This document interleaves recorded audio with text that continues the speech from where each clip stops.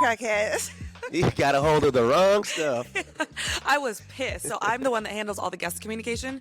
I was blowing them up, like harassing them, because I knew at that moment they were bad news.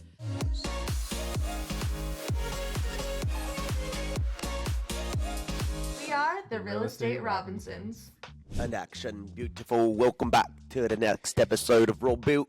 Sorry. No, what? This is not Robuilt. This is not a Robuilt.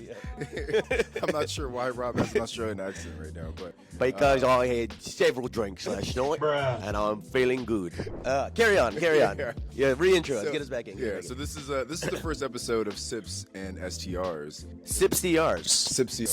Sipsters. Got it. Sipsters. Buying that domain. We're three Sipsters. Sipsters. I like it. We were supposed to be drinking on the show, but we actually drank last night. So now I'm drinking some coffee instead. Check. I think we're just going to talk like Airbnb general questions, and then hopefully you guys can get some value from this. So if you guys don't know me, I'm Tony J. Robinson, co-host of the Real Estate Rookie Podcast, one half of the Real Estate Robinsons. Really?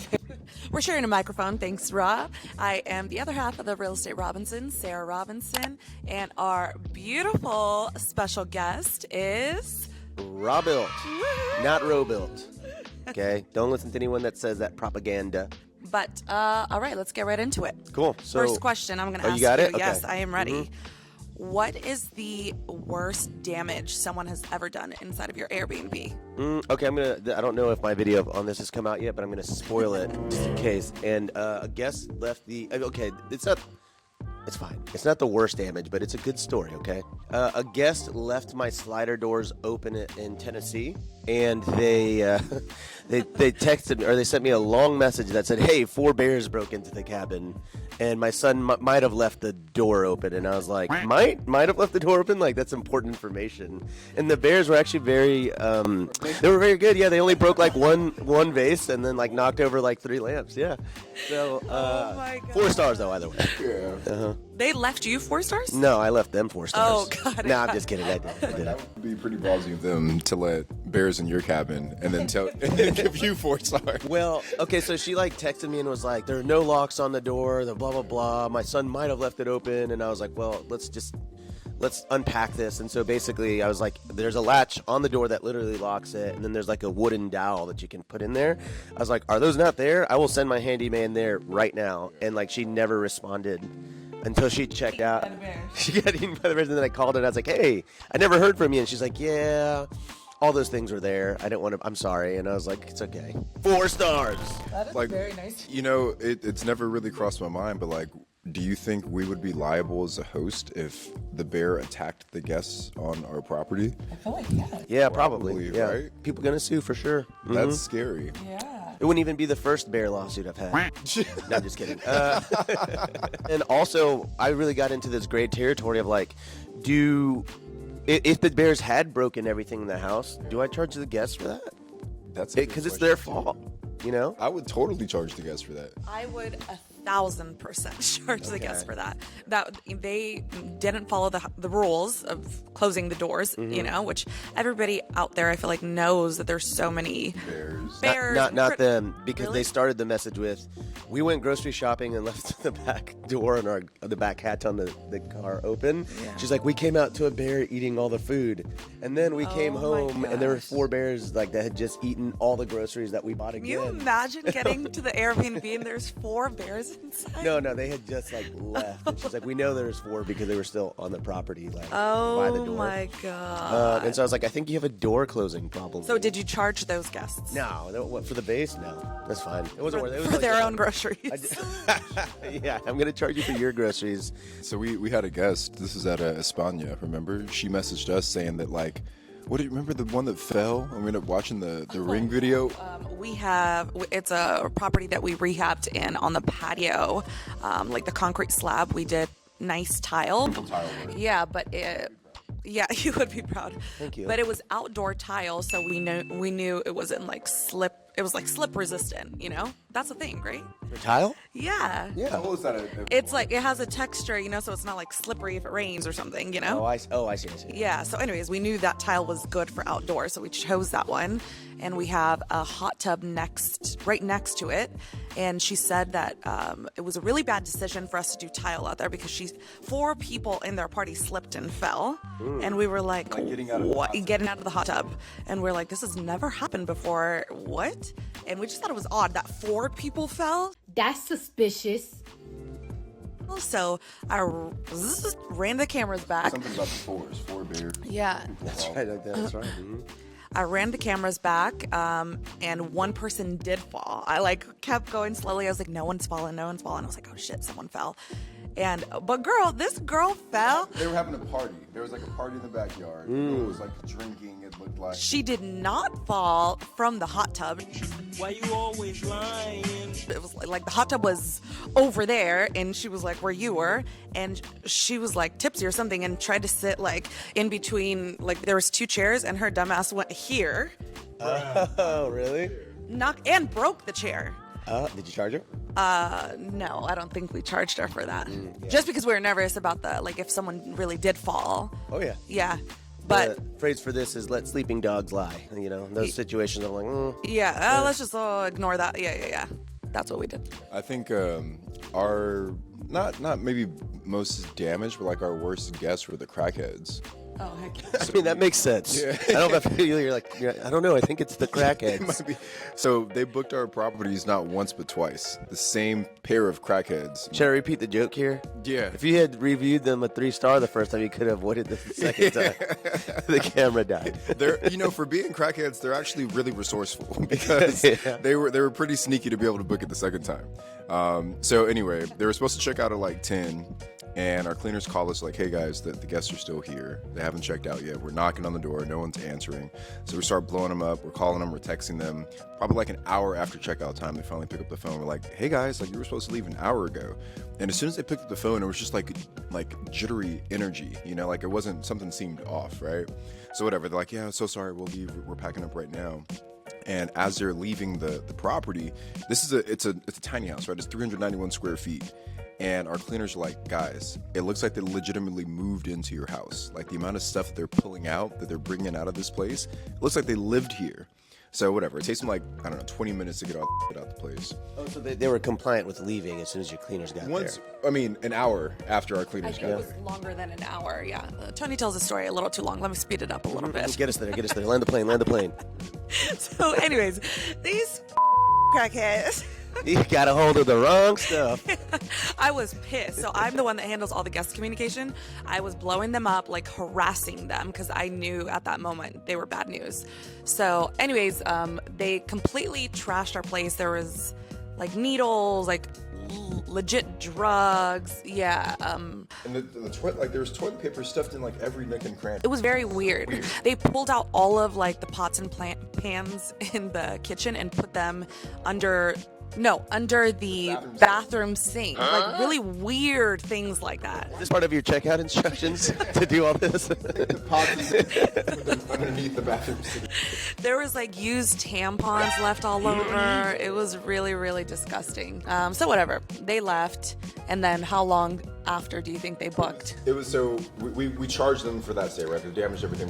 We charged them for that. And I'd say maybe. And they didn't get charged. We didn't? No, actually, maybe yeah. We charged them. Oh, we charged them for that for sure. It was on Verbo that they booked. First booking was on Airbnb. Come on, baby, mess up the story. Yeah. Come on now. You made it longer. The first booking was on Airbnb, right? And they booked under the name Gina Katz. I will never forget Gina Katz's name, right? Yeah. So she booked under the name Gina Katz on Airbnb, right? 2 months later, we get a booking. Hold on. Gina Katz. How does she spell that? Cinacats. No, C-A-T-Z. Really? It was C-A-T-Z. I think that's okay. That should have been a red flag to begin with. I don't want to say it online, but something there doesn't compute. Yeah. So they book his Gina Katz on Airbnb, whatever, we charge and they leave. 2 months later, someone books another one of our properties in Joshua Street, completely separate property. They book on Verbo, right? And, we have instant book-ons. So we don't really screen all of our guests before they book, right?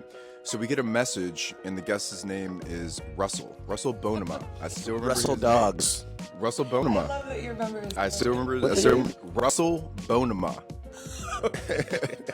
Yeah. So Gina Katz on Airbnb, Russell Bonema on Verbo. 2 hours after they check in, they say, hey, we're out of towels, and we're out of toilet paper, and we're out of paper towels. And I look at Sarah, I'm like, these just got here 2 hours ago. By the way, we had Thai food for lunch.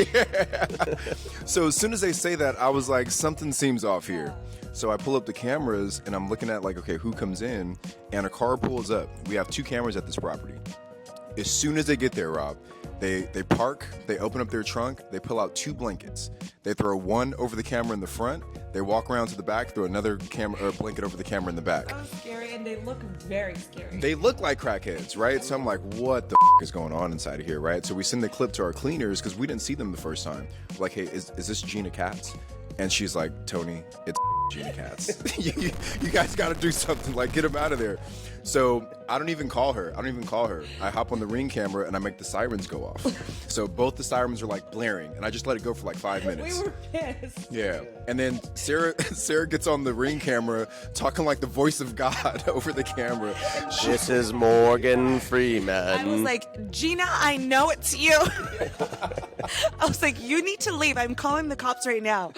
And we kept calling Russell, and she happened to answer. So it was Gina's phone that they had on the profile.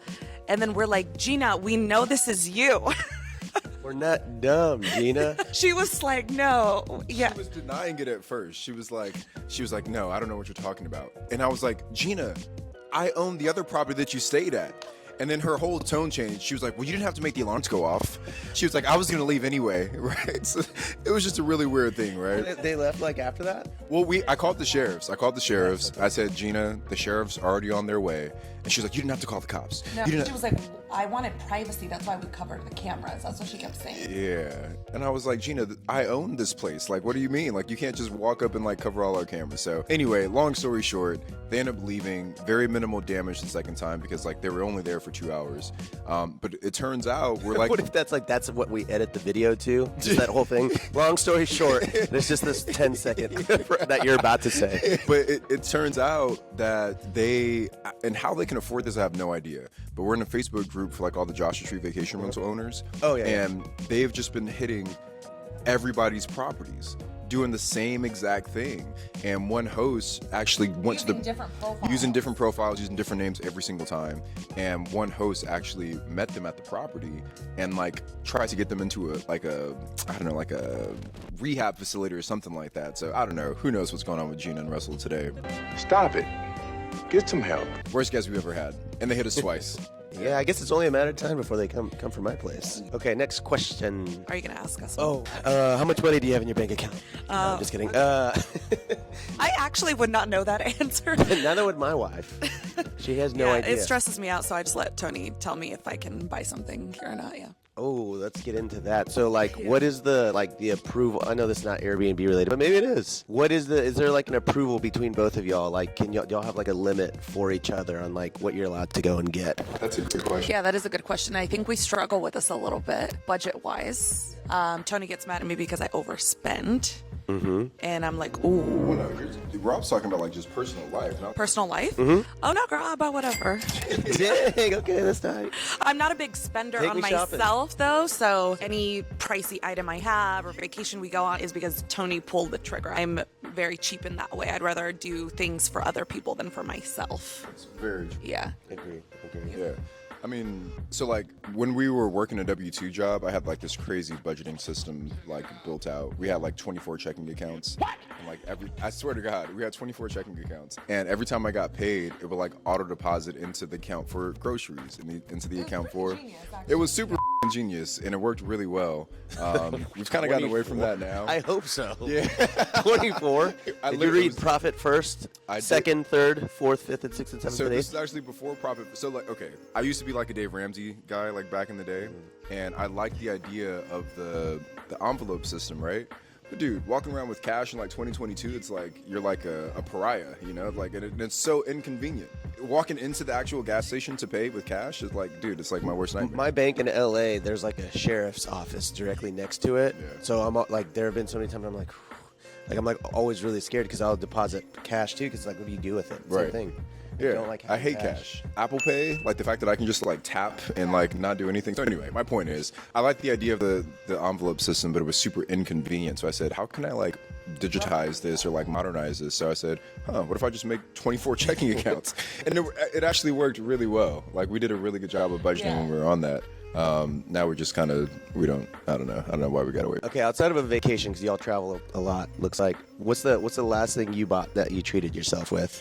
My truck, dude. I love my truck. Nice. Okay. Yeah. So I bought the truck and then I put new wheels on it, and I want to put new rims. Wait, so it came with the new tires, and you're like, I'm gonna get tires again. I'm gonna get newer tires. Nice. Yeah. And then for you, Can't really think of anything. Well, he said No, aside no from vacation. vacations, the most expensive I would probably say Botox. Nice. A little self-care, honey. That's you know, right. I gotta keep up with this Self-care is guy. healthcare. You know. yeah, what about you? Well, my wife got Botox. Nice. And she wants to get it again. I'm like, should I get Botox? I don't know. I do invest a lot in my skincare routine. Do you really? I probably spent like. That's okay. You guys in the comments, let us know. Let's zoom in on these guys' faces. No, he wins. Who has better skin? No, I already know the answer to it, but I'll walk you through that. I do like a toner, and then I do like this like Wow, that's wrinkle pretty serum 2 times a day, in the morning and at night. Wow. It sucks. I hate it. I don't want to do it anymore. And then an eye cream, and then there's like one more thing, and then it's an SPF 30 Wow. cream, like moisturizer in the morning, and then at night it goes to like a night cream that has no SPF in it. You do have beautiful skin. Thank you. Yeah. Yeah. I mean, it's hours of my life. That's a real investment there. Outside of skincare, probably my watch. I bought a Rolex nice. like How much is that? 2 months. This one was actually like $10,000, and then I think after taxes, like it was $11,420. Damn! However, You got money. well, it's Robuilt. worth Robuilt, and it's worth $22,000. So I do have equity in the watch.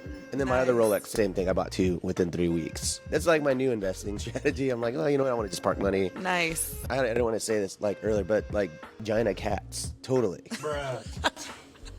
I'm telling you, she didn't try. When you said she spelled it with a Z, I was like, oh, No, why didn't we realize? past Yeah. stripper name for sure. Yeah. Dude, that would be like the worst. Dude, I wouldn't want to be caught dead in that strip club. Like that is not the kind of strip club you want. What's the origin story? It was before she turned into the crackhead, I guess. Okay, so you said Tony gets mad that you overspent on the Airbnbs. In what capacity? So like this has been like an ongoing struggle in our business, is that we've been scaling so fast that like our processes and systems around like setting up the properties and managing those budgets hasn't been super dialed in. So we have 3 rehabs going on right now. We're like over budget on all 3 of them. So Are you paying for convenience, basically? Like, no, do you feel like just you're overspending dude, on that? It's just like we know what we need to spend, and then, or not even that, we just like don't have a discussion. So it's like we have our designer that we work with, we have our handyman crew, then we have like all the household essentials we need to buy, and we were just doing a really poor job of saying up front, like rehab crew, this is the budget that you guys have to work with. Designer, this is the budget you have to work with. Instead, we were just saying, hey, this is what we want to do. How much does it cost? This is what we do. How much does it cost? And they tell us how much it's going to be. Oh shit, we don't got that. Yeah, and we're like, wait, why Can is we there sell no the money? house back? Right? Yeah. So we're finding that process around like, hey, we need to tell them this is the number you need to stay under. This is the number you need to stay under. That way we can be on budget. Yeah, I haven't done flips really for this reason, because I do like nice design across the board, and so I know like typical flips would be like, yeah, you don't want super nice tile or this and that. Like you kind of like pick white shaker cabinets works for everybody, but I'm just like, man, if I flip a house, I know it's gonna be like, I want this tile, I want this cabinet, I want this and this and this. Because you're bougie. You like the. It's not true. Yeah. Where are we going to brunch? Well, nowadays, I'm overspending. I wouldn't even call it overspending, but at scale, for sure. Like, we just bought the motel and stuff. And Clint, my COO, he's always like, dude, stop. We can't afford that. I'm like, I just don't. I just don't want it to break. So let's just get the nice version of everything, or like paying like people to do stuff. Like I won't set up a place now. I'll just hire someone to like do it, and then I'll like pop in and stuff. Yeah. Or if like something goes wrong with the guest, my refund policy is I don't want to say this on camera, but it's also a lot more open now, especially when we're launching it. I'm just not refund like if they cancel, but like if something happens mid-stay, I'm just like, you know what? Yes, that's fine. I'm gonna give you like the $50 or the $100 because I'm just like, it's just not worth the 4-star reviews anymore. You know? Yeah. Okay, that's a great segue.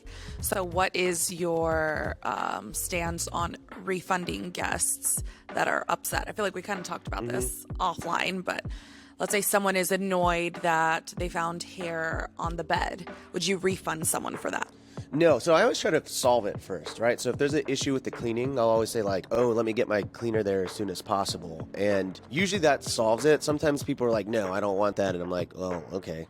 I won't refund unless they really ask. But I genuinely So let's say someone said no. Would you at that point say, okay, let me at least refund you for the inconvenience, or no, unless they ask? Yeah, I never really go for it. Yeah, but usually people, I'm like very like, I'm so sorry.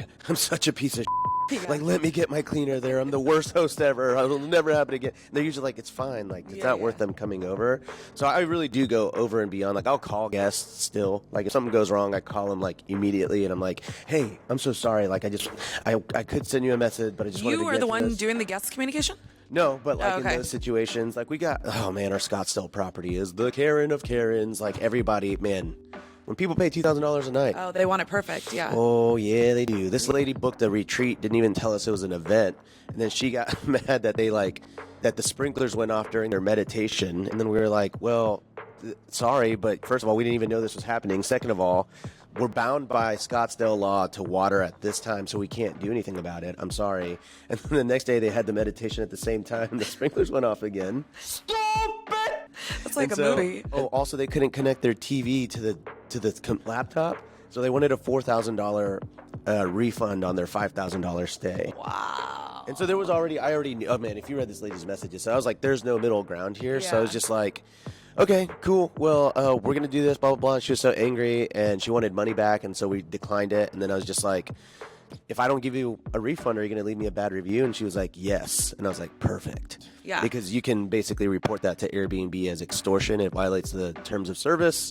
And so, yeah, I'm just waiting for her to leave that review so I can get it ripped down. Yay! We just did that too. Like similar situation. They were 2 hours in, and Just like a list of like crazy complaints. Like one was like, your dining room table is too close to the wall. Because they can't move it. No, I mean they've. and then she said you can't whip a cat. I think that's what she meant.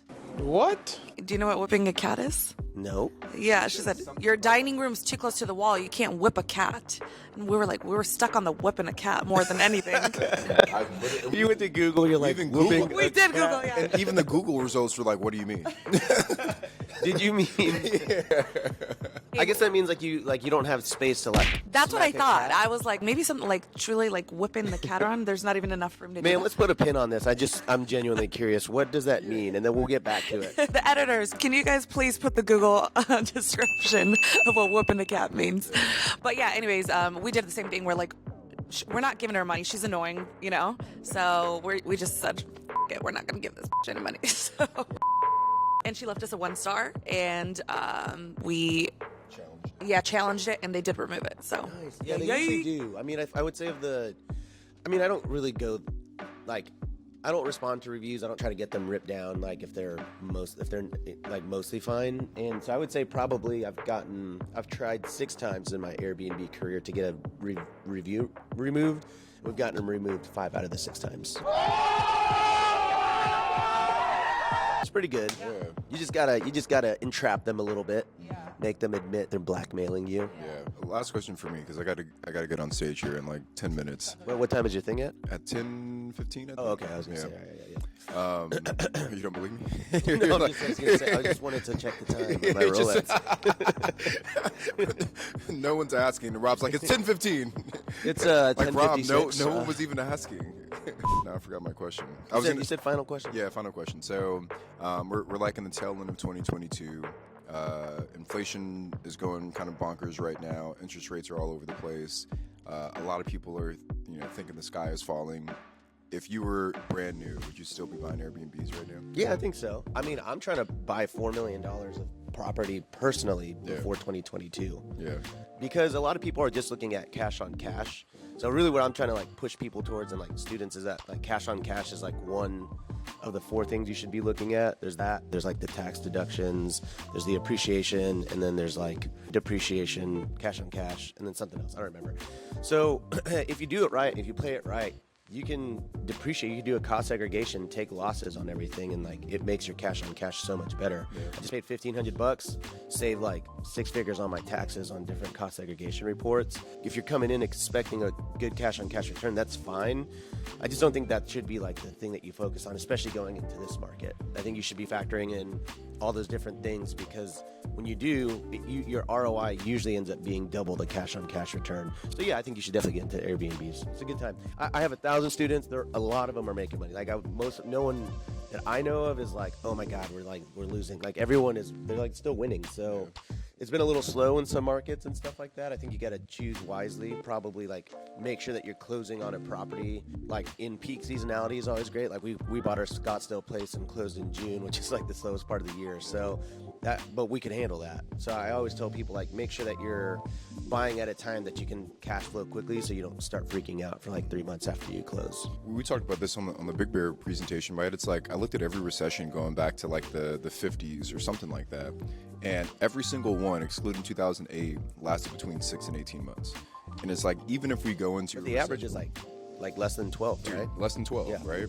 So it's like even if you buy a property, an Airbnb in the middle of a recession, it's like, can you last 6 to 18 months with not zero travel, right? Like travel doesn't go to zero during a recession, it just slows down. So it's like, can you deal with a slowdown in travel for 12 to 18 months? And then what happens after that?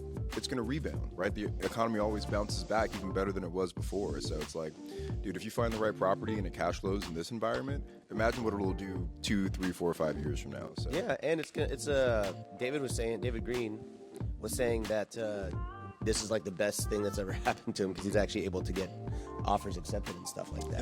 And that's a good point, man, because I think what you're going to see is a lot of people who are dabbling in this space, they're going to leave, right? Like the people that were, shiny object syndrome, were taking this really serious, right? They're going to leave. They're going to start selling their properties. Like, this isn't what I wanted. The cash flow isn't there. And it's going to create opportunities for people like us to go in and swoop those things up and get an even better return. So I'm not too concerned. No, I want to keep buying stuff. I do. I want to buy a beach house in LA. That'll be a midterm stay, and then a place in Long Beach. That's also a midterm stay. That's why Long Beach? I like it. I think it's a great market. People are like moving there a lot from LA because LA is expensive. And there's this part of Long Beach called Naples, which is like a cute little island that's on it. And I think it would just do well. I looked at some of the comps and I was like, I think I could do good here. That's what's up, man. Yeah. Thank you so much, Robuilt, for Robuilt, being on our very new. What is this? Is this like gonna be a recurring thing? I hope so.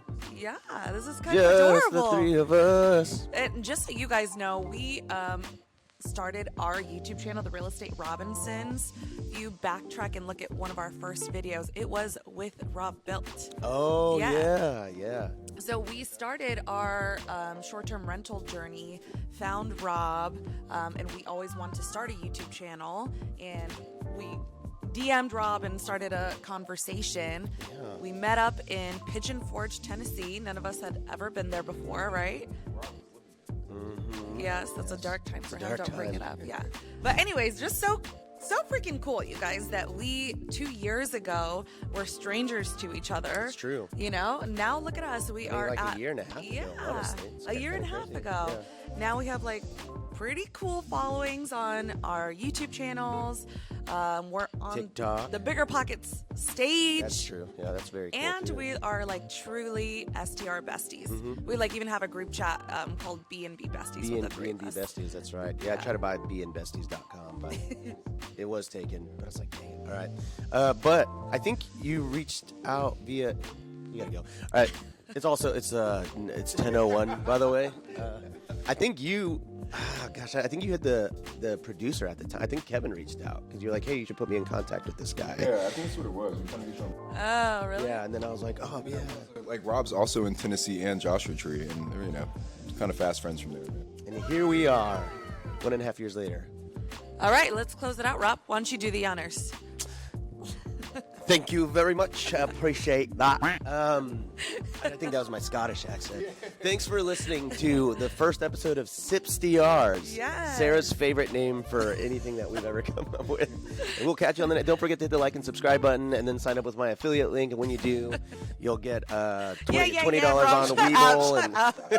Wait, Rob, what time is it? Oh, that's right. It is 10:02 a.m. according to my GMT 2. All right, Sipsters on 3. Ready? 1, 2, 3. Sipsters. That's great. That's fun. That's fun.